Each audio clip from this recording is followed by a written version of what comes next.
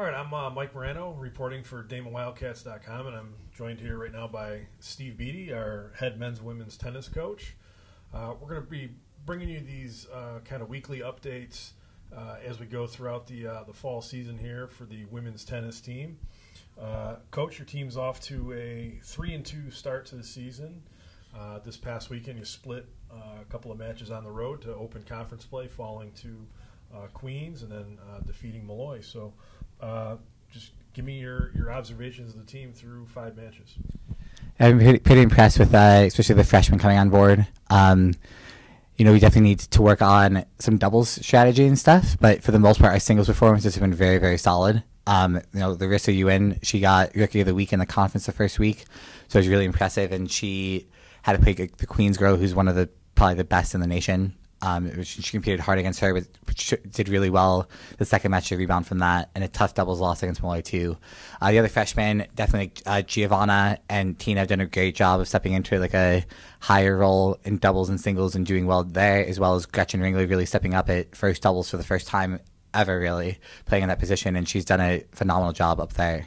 So overall, I'm pretty happy with the team. I think that we have a lot of areas we can improve, but overall, for the start of the season, it's been a very good start to the season for us. So. You talk about doubles strategy. What goes into when you're making those decisions? Who's gonna pair with who? What are you really looking for?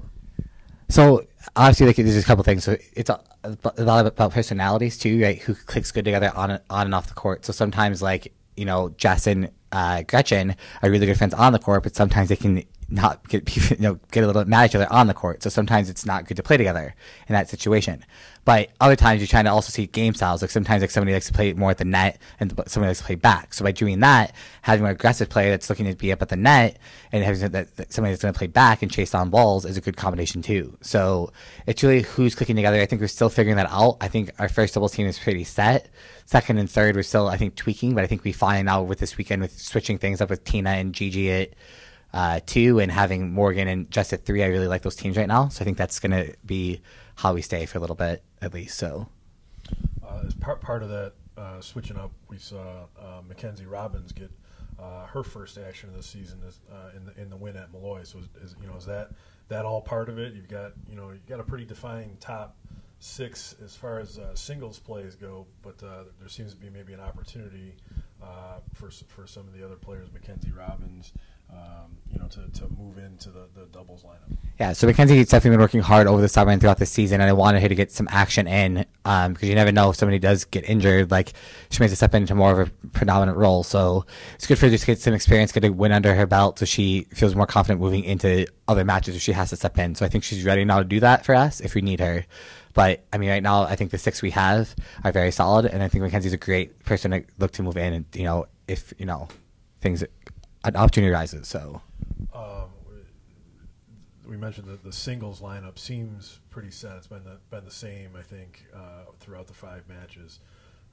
Do you see any wiggle room? Are you going to move people up and down one spot or two, or are you pretty set with Larissa in the top spot, Giovanna second, was it Gretchen third, yeah, Christina fourth, Jess Robbins 5th, and Morgan Park 6th? Yeah, so obviously the rule is you only can move up and down one spot between each match. So we got to kind of look at other teams' lineups and stuff. We may do some jiggling around, but that's kind of our coach's little secret back in the back pocket, right? There, maybe we can move some things around if we want to, but I think predominantly, if we're going to change anything, it may be in the middle of the lineup, 3, 4, 5 could potentially change, but I'm pretty happy with where everybody is right now, and I think that for right now, we're just going to stay with that until you need to change it.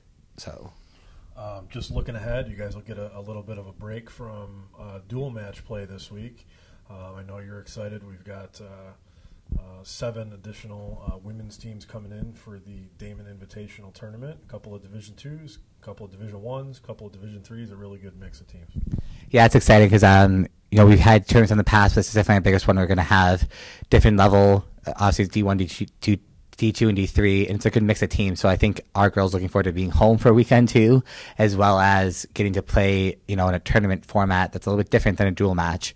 So we're excited about that, and it should be good. Everybody's going to get to play this weekend, so it's exciting to be at home and to host a tournament at UB. Great facilities, great that we can go there and do that, and so it's going to be exciting for sure. Okay. Well, we will have you covered at DamonWildcats.com with full tournament preview and the recap at the conclusion of action this Sunday. The tournament runs Friday, September 15th through Sunday the 17th over at the Ellicott Tennis Courts on the campus of University of Buffalo, like Steve said. So we'll have you covered at DamonWildcats.com. And, Coach, we wish you the best of luck this weekend. Thank you.